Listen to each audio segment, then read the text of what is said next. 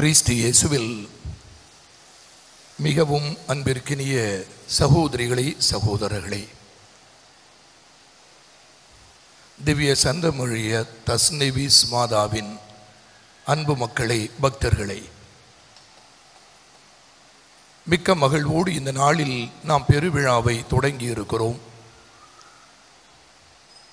நம்முடைய அன்பு அன்னை வழியாக பெற்ற நன்மைகளுக்காக நன்றி கூறவும், நம்பிக்கையோடு தொடர்ந்து வாழவும், இந்த அன்னை வழி இன்னும் நலன்கள் பல நாம் பெற்றுக்கொள்வோம் என்ற ஒரு உறுதியை பெற்றுக்கொள்ளவும் இந்த விழா நாட்கள் நமக்கு நிறைவாக பயன்படும் என உறுதியாக நான் நம்புகிறேன். இன்றைய நாளின் மைய சிந்தனையாக அன்னை மரியா அமைதியின் அரசி என்கின்ற நம்முடைய மன்றாட்டு புகழ் மாலையின் ஒன்றினை தேர்வு செய்து சிந்தித்து பார்க்க அழைக்கப்பட்டிருக்கிறோம். நாம் யாவருமே எப்பொழுதும் அமைதியை விரும்புகிறோம். அமைதியின் மக்களாகவும் வாழ்வதற்கும் ஆவல் கொள்ளுகிறோம். ஆனால் எல்லா சூழல்களும் நம்மை அமைதியான நிலையில் வாழ்வதற்கு அனுமதிப்பதில்லை.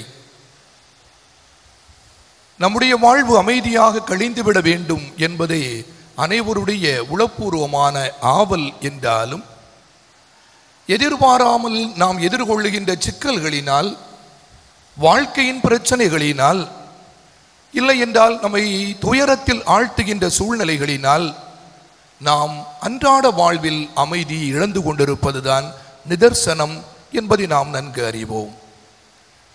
ஒரு குடும்பம் என்றாலும் அது அமைதியாக வாழவே நாம் விரும்புகிறோம். ஆனால் எதிர்பாராத ஒரு சூழலில் நோய் நம்மை தடுத்து ஆட்கொள்கின்ற பொழுது, இல்லை என்றால் நம்முடைய குடும்பத்தில் கடன் தொல்லை மிகுதியாக மாறுகின்ற பொழுது, எதிர்பார்த்த நற்காரியம் நடைபெறாமல் ஏமாறுகின்ற பொழுது எல்லாம் நாம் விரும்புகின்ற அமைதியை, நாம் தேடுகின்ற அமைதியை நாம் தொலைத்து நிற்பதும் நாம் அறிந்து கொண்ட உண்மையே. அதே போன்றுதான் நம்முடைய வாழ்கின்ற சமூகமும். அனைவருமே அமைதியான ஒரு சமூகத்தில் வாழ்வதையே விரும்புகிறோம். ஆயினும் எல்லா சமூகமும் அமைதியாக எப்பொழுதும் இருந்து விடுவதில்லை. இன்று இருக்கின்ற அமைதியான சூழல் எப்பொழுதும் இருப்பதில்லை. திடீரென சாதி மோதல்கள் நிகழ்கின்றன, வன்முறைகள் தலை தூக்குகின்றன, கொலைகள் எளிதாக நடந்தேறுகின்றன, பிறரை ஏமாற்றியும் எய்த்தும் பிழைக்கின்ற பண்பும் மேலோங்கி வருகின்றன என்பதை காண்கின்ற பொழுது, ஆண்டவரே அமைதி வேண்டும் என்கின்ற ஒரு ஆழமான இறை வேண்டல் தான் நம்முடைய உள்ளத்தில் எழுகின்றது. கடந்த 2-3 மாதங்களாக இந்தியா மணிப்பூர் என்கின்ற ஒரு மாநிலத்தில் தொலைத்து நிற்கின்ற அமைதி நம் அனைவரையுமே பதட்டத்திலும் ஆழ்த்துகிறது. அங்கு மட்டுமல்ல, தந்திரமாக எங்கும் நிகழலாம் என்ற ஒரு அச்ச உணர்வு பல மாநிலங்களில் இன்று அதிகரித்து கொண்டிருப்பதை காண முடிகிறது. 2 இனங்களுக்கிடையே நடக்கின்ற ஒரு மோதல், அதனால் விளைகின்ற பல்வேறு அமைதியின்மையினான செயல்கள், அழிவுகள், ஆலயங்கள் எரியூட்டப்படுதல், மக்கள் கொலை செய்யப்படுதல் என அமைதியில்லாத ஒரு சூழலை காணுகின்ற பொழுது, எப்பொழுது மீண்டும் அமைதி அங்கு நிலவும் என்கின்ற எண்ணம் அடிமன ஆழத்தில் நமக்கு சற்று கனன்று எழுகிறது. உலகத்திலும் அவ்வாறுதான். சொல்ல போனால் கடந்த ஆண்டு பிப்ரவரி மாதம் தொடங்கி இதுவரைக்கும் நிகழ்ந்து கொண்டிருக்கின்ற உக்ரைன் ரஷ்யா போர் நம்முடைய கண்ணிலும் நம்முடைய சிந்தனையிலிருந்தும் சற்று மாறிக்கொண்டே இருக்கிறார்.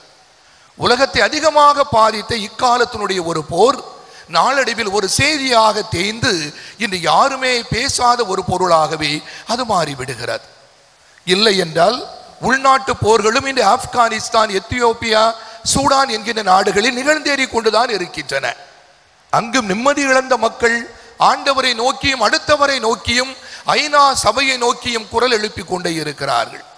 அகதிகளாக வெளியேறி கொண்டிருக்கிறார்கள். அலை அலையாக ஆயிரக்கணக்கான மக்கள் புலம்பெயர்ந்து கண்டங்களையும் நாடுகளையும் பெருங்கடல்களையும் கடந்து எப்படியேனும் அமைதியான ஒரு சூழலில் வாழ்ந்து விட மாட்டோமா என்று அலைப்பாய்ந்து கொண்டிருக்கிறார்கள். இல்லை என்றால் போதை போரினால் இன்று பாதிக்கப்படுகின்ற கொலம்பியா, மெக்சிகோ நாடுகள் அமைதியின்மையே அந்நாடும் கண்டுகொண்டே இருக்கின்றன. இந்த ஒரு சூழலில் தான் அமைதியை தேடுகின்ற உள்ளமாய், அமைதியை நாடுகின்ற மக்களாய், அமைதிக்காக நாங்கள் உழைப்போம் என்ற நல் சிந்தனை உள்ளவர்களாய் நாம் இந்த அன்னையுடைய அருமையான ஆலயத்தில் குழுமி வந்து அந்த அமைதியின் அரசியை நோக்கி அவருடைய பிள்ளைகளாய் அவரோடு இணைந்து வாழுகின்ற சமூகத்திலும் நாட்டிலும் அமைதியை நாம் நிலைநாட்ட உழைப்போம் என்கின்ற உன்மத்தமான உணர்வோடு இங்கு கூடி வந்திருக்கிறோம். அன்பு மக்களே,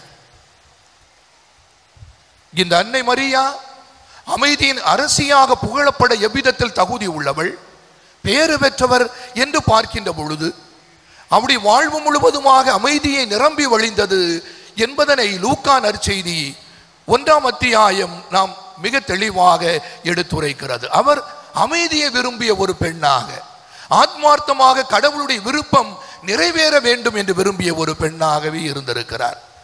லூக்கா நற்செய்தி 2ஆம் அத்தியாயம் 19வது இறை சொற்றொடரும் 52வது இறை சொற்றொடரும் நிகழ்கின்ற எல்லாவற்றையும் தன்னுடைய உள்ளத்தில் கொண்டு சிந்திக்கின்ற ஒரு இளம்பெண் மரியாவை தான் நமக்கு படம் பிடித்து காட்டுகிறது. இந்த உலகம் ஆண்டவருடைய விருப்பத்தின்படி செல்கின்ற, எல்லா மக்களும் வாழ்கின்ற, ஏற்றத்தாழ்வுகள் ஏதும் இல்லாது அகன்று அனைத்து மக்களும் இன்புற்று வாழ்கின்ற நற்சமூகமாக வாழ வேண்டும் என்ற ஒரு விருப்பம் அன்னை மரியாவுடைய உள்ளத்தில் எப்பொழுதுமே இருந்திருப்பதை நற்செய்தி நூல்கள் நமக்கு சொல்கின்றன. இதன் அடிப்படையில் தான் உலகம் எப்பொழுதுமே கண்டிராது முதல் உலகப் போரை காண்கின்ற பொழுது லட்சக்கணக்கான மக்கள் கொலை செய்யப்படுகின்ற அந்த சூழலிலே 1914 தொடங்கி 19 வரைக்கும் நிகழ்கின்ற இந்த போரின் பொழுது, அந்த போர் கலவரமும் மேகமும் உலகத்தை கவ்வி ஆட்கொண்ட ஒரு சூழலிலே 1917ஆம் ஆண்டிலே அன்றைய நாளின் திருத்தந்தை 15ஆம் பெனடிக்ட் அன்னை மரியாவை அமைதியின் அரசியாக இந்த உலகத்திற்கு தருகிறார். அன்னையிடமிருந்து கற்றுக்கொள்ள சொல்கிறார். இந்த அன்னையுடைய பரிந்துரையை நாடுங்கள் என கேட்கிறார்.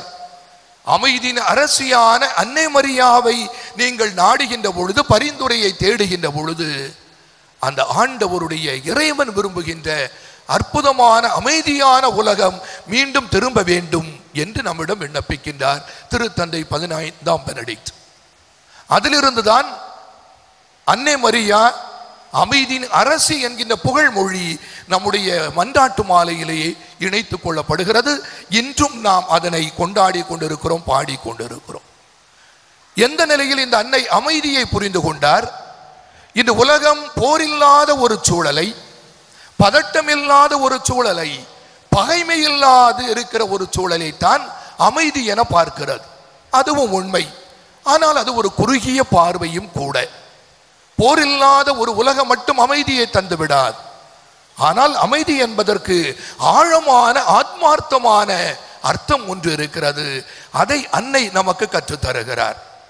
என்ன அது என்று சிந்தித்து பார்க்கின்ற பொழுது நமக்கு விவிலியம் சிறந்த ஒரு சான்றாக மாறுகிறது.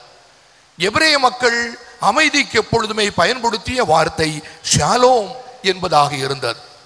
ஒருவர் ஒருவரை சந்திக்கின்ற பொழுது எல்லாம் இந்த அமைதியின் வாழ்த்தை அவர்கள் சொல்லிக் கொண்டார்கள். அமைதி உரித்தாகுக என்று பிறரை வாழ்த்தினார்கள், ஷாலோம் என்று வாழ்த்தினார்கள். அதனுடைய பொருள் என்ன? ஒருங்கிணைந்த அமைதி, எல்லாரும் நலமாக வாழ்கின்ற ஒரு வாழ்வு, எல்லா மக்களும் பாதுகாப்பாக இருக்கின்ற ஒரு உணர்வு, எல்லா மக்களும் எல்லாம் பெறுகின்ற ஒரு அருமையான நிலை என்பதைத்தான் அது குறித்து காட்டியது. எசாயா இதனை தன்னுடைய நூலிலே கனவாக நமக்கு தருகிறார். எசாயா நூலின் இறுதி பகுதியாகிய 65வது அத்தியாயத்திலே 17 முதல் 23 வரை உள்ள அந்த இறை சொற்றொடர்கள் மிக அருமையான ஒரு அமைதியான சூழலை நம் பார்வைக்கு தருகிறது. எசாயா ஒரு கனவை காண்பதை போல எத்தகைய ஒரு உலகம் இறைவன் விரும்புகின்ற உலகம் என்பதனை அது எடுத்துச் சொல்லுகிறது. இதோ நான் புதிய விண்ணகத்தையும் மண்ணகத்தையும் படைக்கப் போகிறேன், பழையவை எல்லாம் மறைந்துவிடும், எல்லாம் புதியவையாக இருக்கும், குழந்தை முதல் முதியவர் வரைக்கும் நலமான வாழ்வையை வாழ்வார்கள்.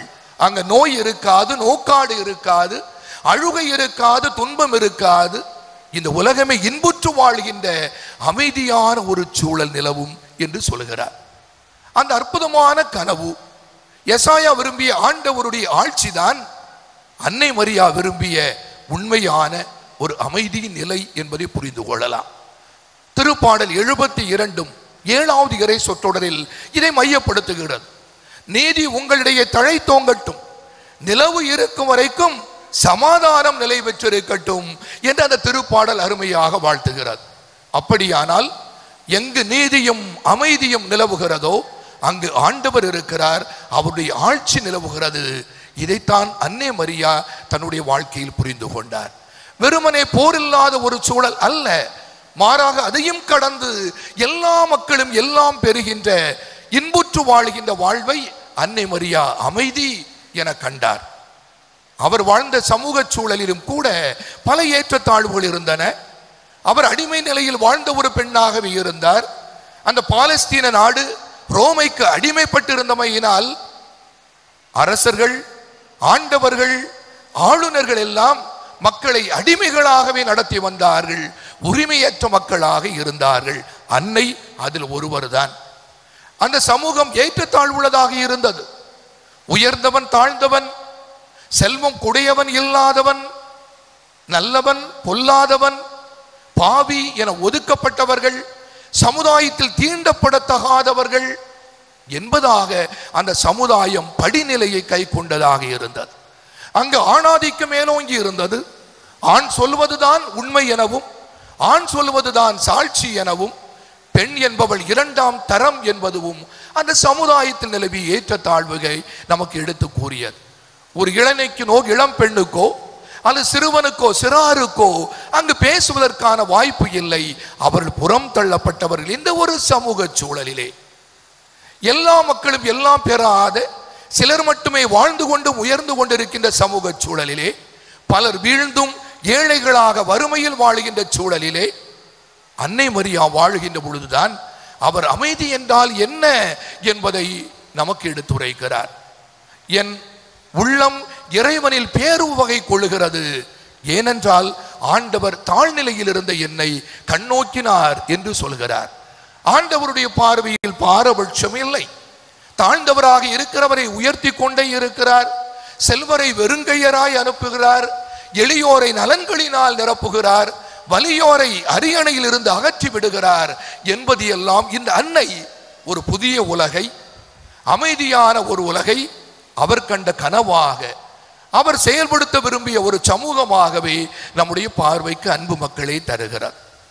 எனவே அமைதியின் அரசி அன்னை மரியா என்று சொல்லுகின்ற பொழுது இன்னும் வாழ்கின்ற நம்முடைய குடும்பம் என்றால், நாம் வாழ்கின்ற நம்முடைய சமூகம் என்றாலும், அதை கடந்து பறந்துபட்ட இந்த நாடு என்றாலும், உலகம் என்றாலும் எல்லா மக்களும் இன்புற்று வாழ்வதை நம்முடைய மனம் கொண்டு அன்னை மரியாவை போல செயல்படுவது ஒன்றே அந்த அமைதியின் அரசியான அன்னை மரியாவுடைய பிள்ளைகளாக நீங்கள் நாம் யாவரும் வாழ்வதற்கான சிறந்த ஒரு உறுதியாக இருக்க முடியும் என நான் நினைக்கிறேன். இது எப்படி என்று வாழ்வது? நம் நடுவில் எத்தனையோ விதமான ஏற்றத்தாழ்வுகள் இன்னும் நிலவி கொண்டுதான் இருக்கின்றன. ஏன் சமுதாயம், நம்முடைய சமயத்தில் கூட எவ்வளவோ பாகுபாடுகள், எவ்வளவோ வித்தியாசங்களும் வேறுபாடுகளும் இன்னும் நிலவி கொண்டிருப்பதையே நாம் காண்கின்றோம். எளிதாக சொல்ல வேண்டும் என்றால் நம்முடைய பங்குகளிலேயே இன்னும் எல்லாரும் மதிக்கப்படுவதல்ல. சிலர் இன்னும் தாழ்ந்தவர்களாக இருக்கின்ற சூழல் இன்னும் கத்தோலிக்க திரு அவையில் நிலவி கொண்டுதான் இருக்கிறது. இல்லை என்றால் இன்னும் சிலர் நாங்கள் மட்டுமே அதிகாரத்துக்குரியவர்கள், மற்றவர்கள் ஆளப்பட வேண்டியவர்கள் என்ற ஒரு சிந்தனை இருக்கின்ற பொழுது எப்படி ஒரு இறை சமூகம் அமைதியாக வாழ முடியும்? நம் நடுவிலே உயர்விலே வாழுகின்ற செல்வந்தரும் அங்கே ஏழைகளாக வறுமையில் உழன்று கொண்டிருக்கின்ற மக்களும் இருக்கின்ற பொழுது எப்படி நம்முடைய சமூகமும் நம்முடைய திரு அவை அமைதியாக வாழ்கிறது என்று சொல்ல முடியும்? நம் நடுவே திறமை உள்ளவர்கள் பலர் இருந்தாலும், தட்டி கொடுக்கப்படாததினாலும், வாய்ப்புகள் இல்லாததினாலும் உதாசீனப்படுத்தப்படுகின்ற இளைஞர்களும் இளம் பெண்களும் இருக்கின்ற பொழுது எப்படி நம்முடைய பங்குகளும் சமூகமும் இன்னும் அமைதியில் வாழ்கிறது என்று சொல்ல முடியும்? இன்னும் நம் நடுவே ஏழைகள், முதியோர்கள், அனாதைகள், அகதிகள், கைவிடப்பட்டோர், ஆதரவற்றோர் என ஏராளமான பேர் நம் கண்முன்னே இருந்த பிறகும் நாம் எதுவும் கண்டுகொள்ளாது இவர்களை கழிவுகளாக நடத்தி செல்லுகின்ற பொழுது எப்படி நம்முடைய இறை சமூகம் அமைதியில் வாழுகிறது என்று சொல்ல முடியும்? அன்னையுடைய பார்வையில் அனைத்து மக்களும் வாழ்வதுதான் அமைதியான ஒரு வாழ்வு, இறைவன் விரும்புகின்ற வாழ்வு என்பதை உணர்வோம். எனவே நம்முடைய பங்கை கடந்த நம்முடைய அன்பியங்கள், அதை உருவாக்குகின்ற நம்முடைய குடும்பத்தில் வாழ்கின்ற நாம் என எல்லாரும் இந்த அன்னையுடைய பிள்ளைகளாக அமைதிக்காக உழைப்போம். இறைவன் விரும்புகின்ற நற்சமூகம், எல்லா மக்களும் வாழுகின்ற சமூகம், எல்லா மக்களும் மதிக்கப்படுகின்ற ஒரு சமூகம், எல்லா மக்களுடைய உரிமைகளும் மாண்பும் போற்றப்படுகின்ற ஒரு சமூகம் உருவாவதற்கு நம்முடைய கரங்களை இணைக்க வேண்டிய தேவை எழுகிறது. எங்கோ ஒரு இடத்தில் நடக்கிறது, தொலை தூரத்தில் இருக்கின்ற ஒரு மணிப்பூர் தானே, எனக்கு என்ன என்று இன்று நான் என்னுடைய கண்ணையும் என்னுடைய இதயத்தையும் மூடிக்கொண்டால் நாளைய நாள் அது இங்கும் நிகழ்கின்ற பொழுது எனக்கு என்ன என்று நான் ஒதுங்கிவிட முடியாது. எங்கு நிகழ்ந்தாலும், எந்த மனிதருக்கு அது நிகழ்ந்தாலும் மனிதர் நம்மில் அது உணரப்பட வேண்டும். அவர்களோடு இணைந்த நாமும் மாண்புக்கும் அனைத்து மக்களும் உரிமைக்காகவும் நாம் குரல் கொடுப்பதும் உதவி செய்வதும் அதை கடந்து இறைவனிடம் வேண்டுவதும் தேவைப்படுகிறது. அந்த அன்னை வாழுகின்ற பொழுது எல்லாம் எல்லா மக்களும் வாழ வேண்டும் என விரும்பியவர். அது காணாவூர் என்றாலும் இல்லாது இருக்கின்ற மக்களை கண்டு அவர் ஒதுங்கி விடவில்லை. இல்லாதிருக்க மக்களோடு தன்னையும் இணைத்து கொண்டு அவர்கள் வாழ்வு பெறுவதற்கு, மாண்போடு வாழ்வதற்கு, அவர்களுக்கு உதவி செய்வதற்கு முன் வந்ததுதான் அன்னை மரியாவுடைய எளிமையான குணம். இல்லை என்றால் எல்லாரும் கைவிடப்பட்டு கல்வாரியில் ஒருவர் தொங்கிக் கொண்டிருந்த பொழுது அவரும் தன்னுடைய மகனை விட்டு ஓடிவிடவில்லை. அருகில் இருந்து ஆறுதல் தந்து ஆற்றலும் கொடுத்து நான் உடன் இருக்கிறேன் என்று உறுதி தந்தவர் தான் அன்னை மரியா. தன்னுடைய மகன் ஆண்டவர் இயேசு விண்ணேற்றம் அடைந்த பிறகு சீடர்களை விட்டு ஓடி போகாத ஒரு அன்னை தான் அவர். அவர்களோடு இருந்து துணிவு தந்து அமைதியான ஒரு உலகிற்காக உழைக்க வேண்டும் என்று ஒரு உறுதியை தந்து வழியை காட்டி, இதுதான் அன்னை மரியா. எனவே வாழுகின்ற நம்முடைய சமூகத்தில், நம்முடைய பங்குகளில் இத்தகைய அன்னையுடைய பண்புகளை நலமாக நாம் விதைப்பதற்கு முனைவோம். அதன் வழியாக இந்த அமைதியின் அரசியாகிய அன்னை மரியாவுடைய அன்பு பிள்ளைகளாக, அன்பு மக்களை என்றுமே வாழ்வதற்கு நாம் முயல்வோம். நாம் நாடி வருகின்ற எல்லா தேவைகளையும் தன்னுடைய திருமகனிடம் பரிந்து பேசி பெற்று தருகின்ற இந்த அன்னை நம்முடைய உள்ளத்தின் ஆழத்தில் தேடி நிற்கின்ற அமைதியை, நிம்மதியை என்றுமே அந்த இறைமகன் இயேசுவிடமிருந்து பெற்று தரட்டும். தன்னுடைய உதரத்தில் அமைதியின் அரசராகி இயேசுவை சுமந்து எலிசபெத்திற்கு வாழ்த்து சொன்ன அந்த அன்னை இன்றும் என்றும் நமக்கு அந்த அமைதியின் வாழ்த்தை தந்து கொண்டே இருக்கிறார். அந்த வாழ்த்தை நாம் ஏற்றுக்கொள்கின்ற மக்களாக இருந்தால் அந்த அன்னையை போல அமைதியின் சமூகத்தை, அமைதியின் திரு அவையை, அமைதியின் அன்பு எங்களை நாம் வாழுகின்ற நம்முடைய குடும்பத்திலும் அமைதியை நிலைநாட்ட என்றும் முன் வருவோம். ஆமன்.